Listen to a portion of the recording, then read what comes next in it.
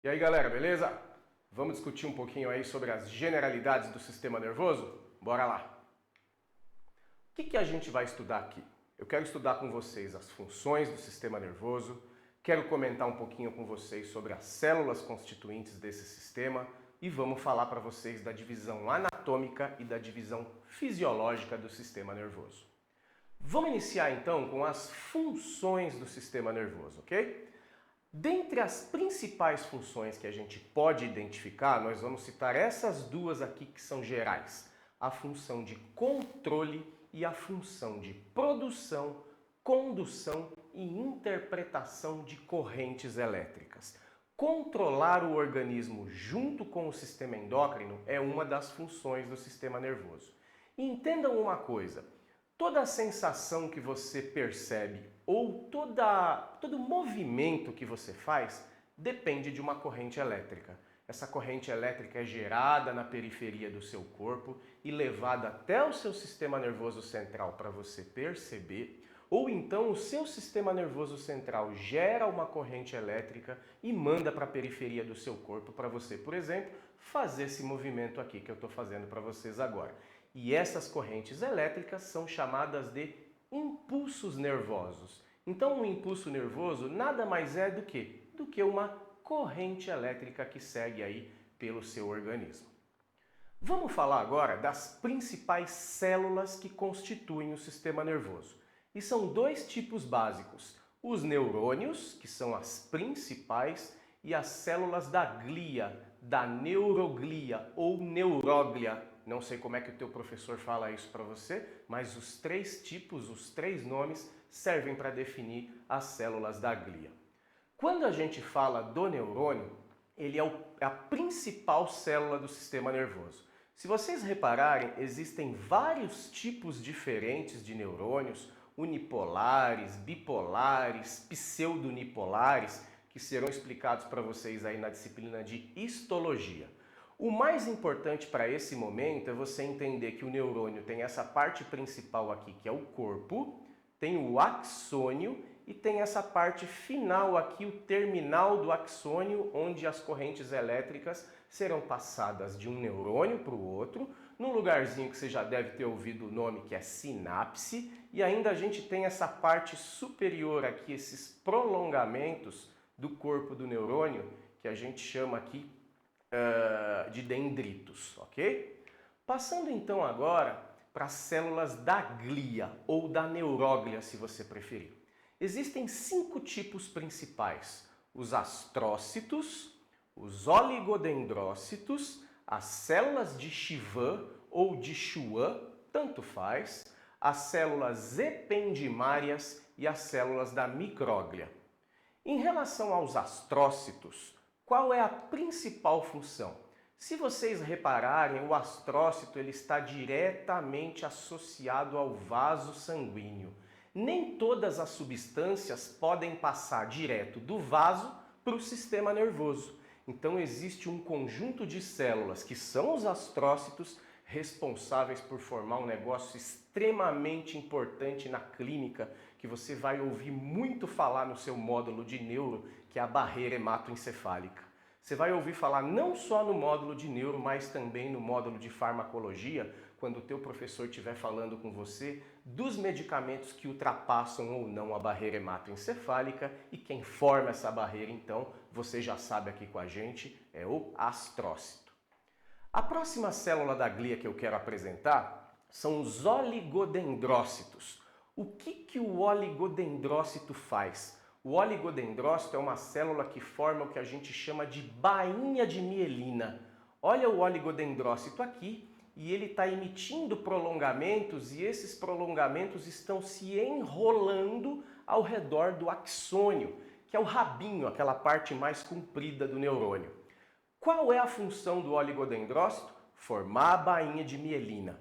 E para que a bainha de mielina serve? Para duas coisas. Primeiro, para aumentar a velocidade de condução do impulso nervoso, para ele correr mais rápido, cerca de 100 metros por segundo.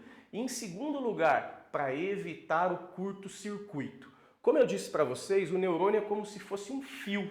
E fio pode ser desencapado? Não, não pode.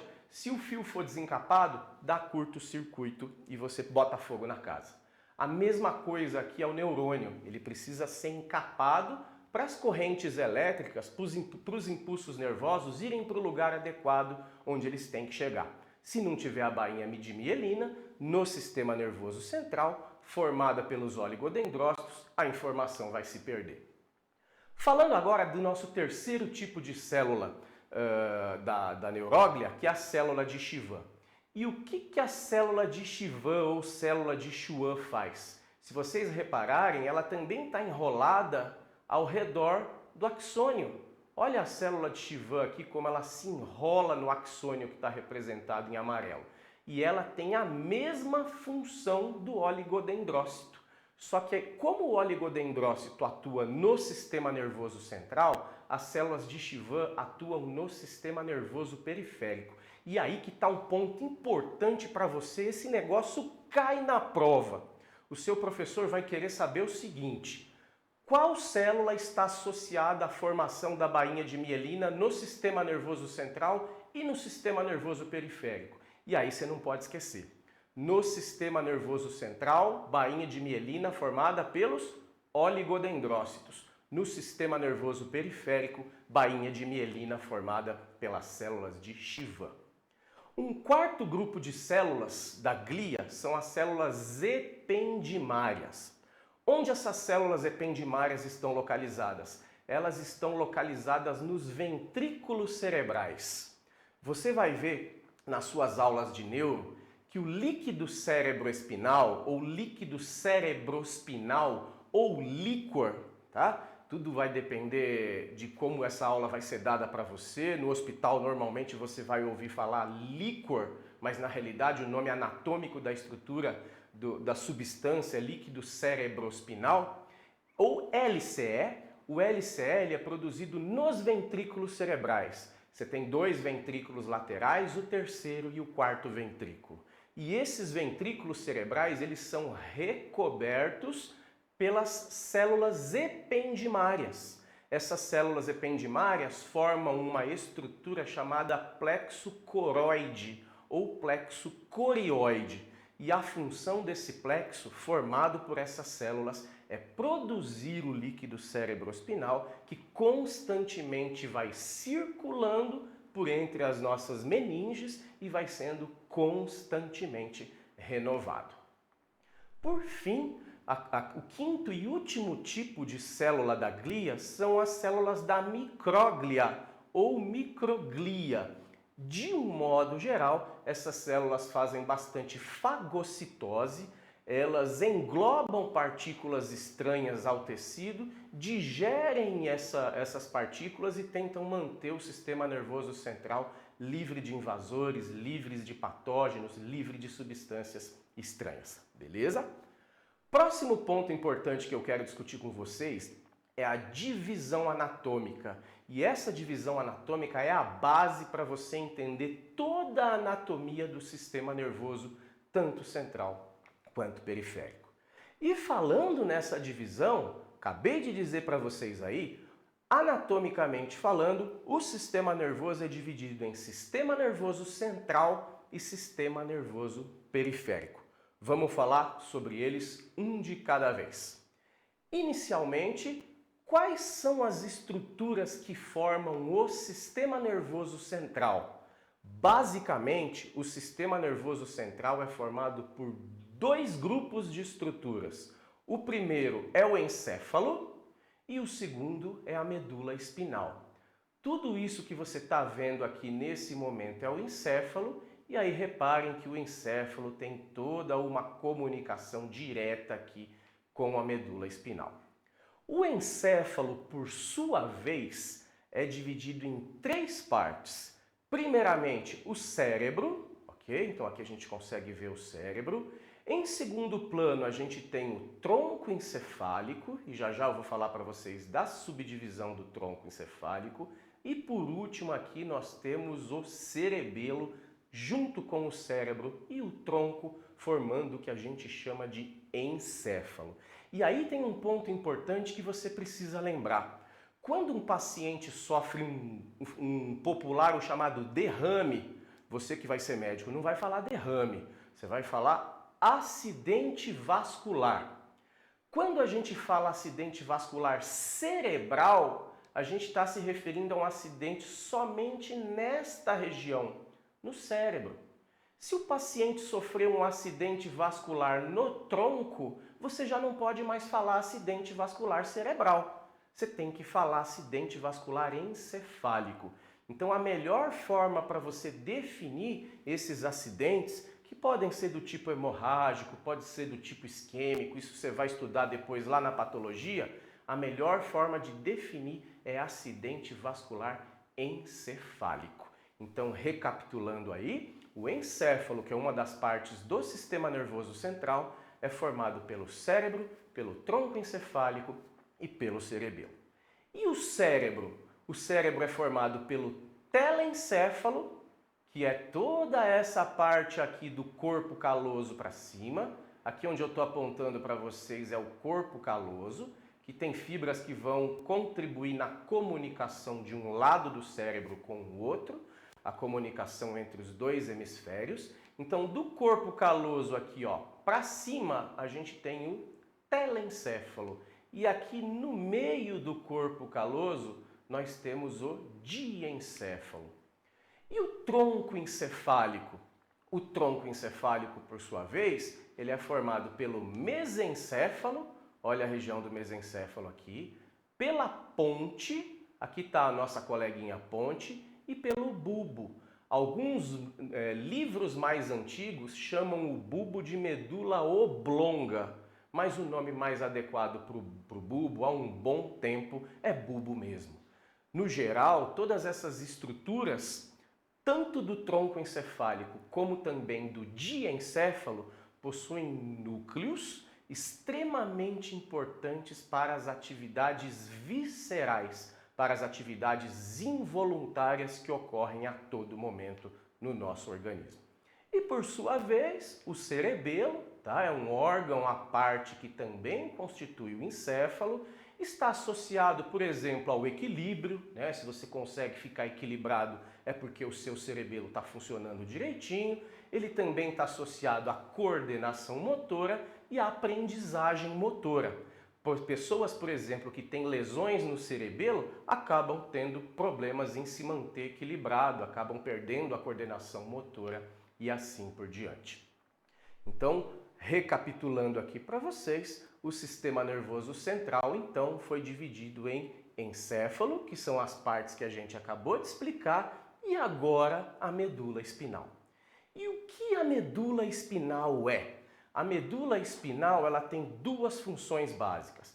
Primeiro, ela funciona como uma via de mão dupla. Existem correntes elétricas sensitivas que vão subir até o encéfalo e existem correntes elétricas motoras que vão descer do encéfalo pela medula para você, por exemplo, sair andando por aí, contrair um músculo ou ter qualquer atividade motora.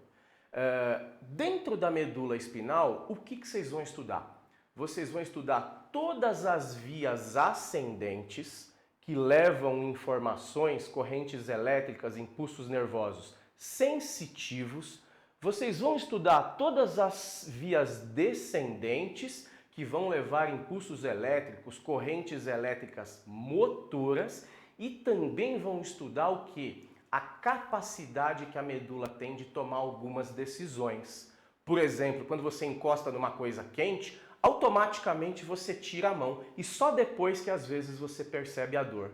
Isso é uma coisa extremamente importante para a sua sobrevivência, para evitar que você sofra lesões, por exemplo, quando você encosta na têmpora do fogão que está quente, e a isso dá-se o nome de arco reflexo. Alguns livros ainda trazem isso como ato reflexo, mas é uma das outras funções extremamente importantes da medula espinal. Agora que a gente já estudou os componentes do sistema nervoso central, quero comentar um pouquinho com vocês sobre os componentes do sistema nervoso periférico. Ok? Vamos a eles. Então, o sistema nervoso periférico é formado pelos receptores, é formado pelos nervos e é formado pelos gânglios, ok? Quem são os receptores? Os receptores são estruturas localizadas na periferia do corpo que são responsáveis pela captação dos estímulos. A corrente elétrica que vai ser gerada, subir pelo nervo, subir pela medula e interpretada no cérebro, ela só existe graças à presença dos receptores. Existem receptores especializados em sensações mecânicas, existem receptores especializados em sensações térmicas, tem aqueles receptores especializados na captação de estímulos dolorosos, existem receptores que captam sensações químicas, vamos pensar na língua, por exemplo, no olfato, e existem receptores responsáveis pela captação da luz, especialmente na retina. Por que tem um asterisco aqui? Porque embora a maioria dos receptores sejam componentes do sistema nervoso periférico, os receptores da retina são componentes do sistema nervoso central. Olha que pergunta boa para fazer na sua prova, né? Perguntar para você se os receptores da retina pertencem ao sistema nervoso periférico ou ao sistema nervoso central. Aí você vai falar, pô, receptor é periférico. Tudo bem, a maioria deles menos os receptores da retina, então fica ligeiro, porque isso aí é uma dica importante aí e que pode cair na sua prova de sistema nervoso periférico. Quando o impulso quando o estímulo é captado pelo receptor, ele gera uma corrente elétrica. E essa corrente elétrica precisa chegar no seu cérebro de qualquer forma. Mas para ela chegar no seu cérebro, ela tem que entrar na sua medula. E para ela entrar na sua medula, ela tem que seguir por um nervo. E aí é o seguinte, galera, existem dois tipos de nervos quanto à sua anatomia. Nós temos os nervos associados à medula, que são chamados nervos espinais, e são 31 pares, e nós temos os nervos associados diretamente ao encéfalo, são os nervos chamados de cranianos, que são em 12 pares. Cuidado! Nós temos 33 vértebras, mas normalmente nós só temos 31 pares de nervos espinais. Não vai achar que a numeração é a mesma, porque não é. Dá uma olhadinha nos nervos espinais. Então você vai ter nervos espinais distribuídos basicamente por todo o corpo. E o que é interessante, aqui a gente tem a medula e o H medular aqui no meio.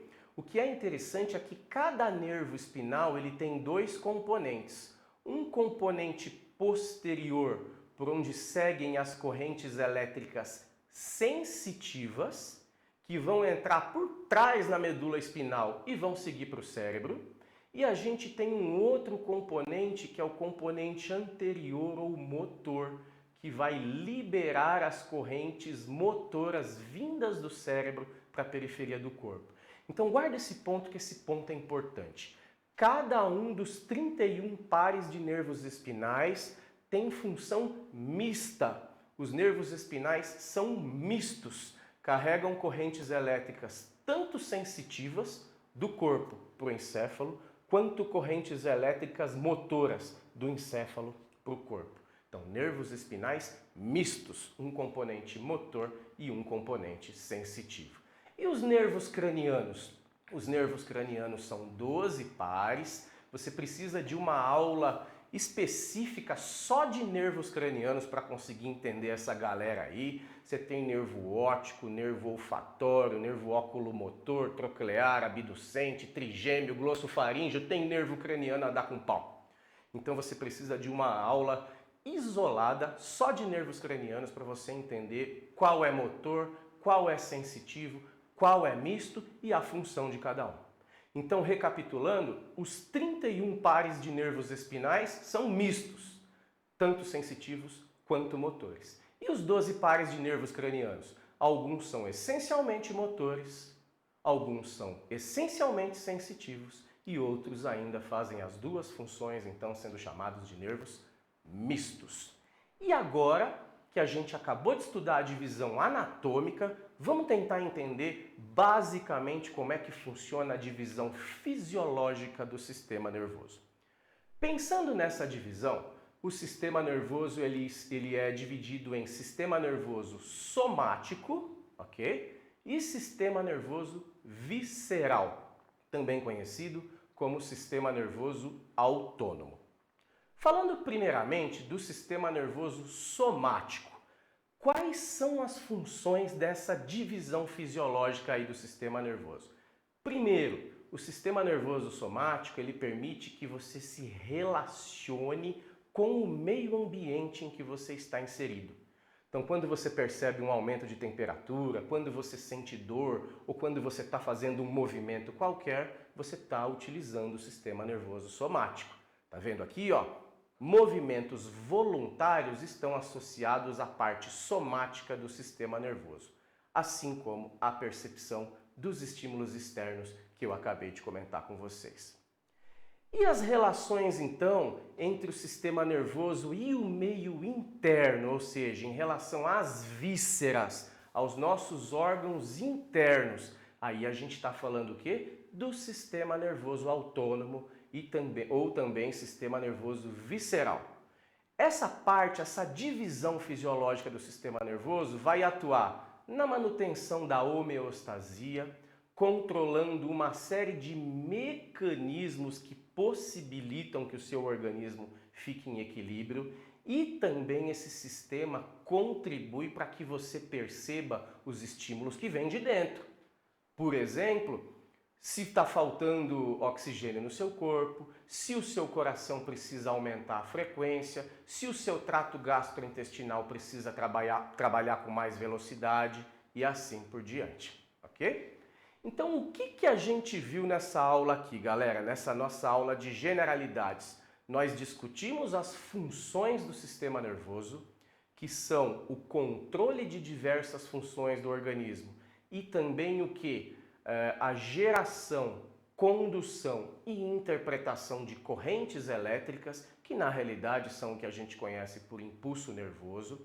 A gente discutiu as células do sistema nervoso, que são o neurônio e as células da glia, e as células da glia tem 5. A gente tem astrócito, oligodendrócito, célula de Schwann, células ependimárias e micróglia.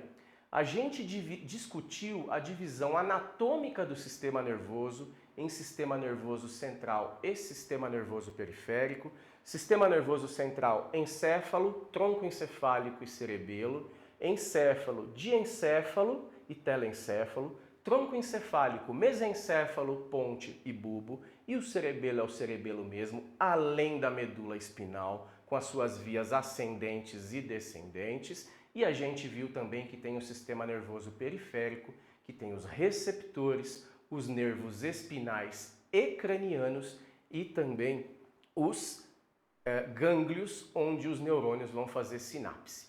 E por fim, a gente acabou de apresentar para vocês a divisão fisiológica do sistema nervoso em somático e visceral. Sistema nervoso somático associado à nossa relação com o ambiente em que estamos inseridos e sistema nervoso visceral associado ao estado e ao funcionamento de todas as nossas vísceras internas. Legal? Onde é que a gente pode aprender um pouco mais sobre o sistema nervoso? Existem vários livros generalistas de anatomia que vocês podem consultar. E eu agradeço aí a atenção de vocês e eu espero vê-los numa próxima oportunidade aí. Até a próxima aula, um abraço e até mais!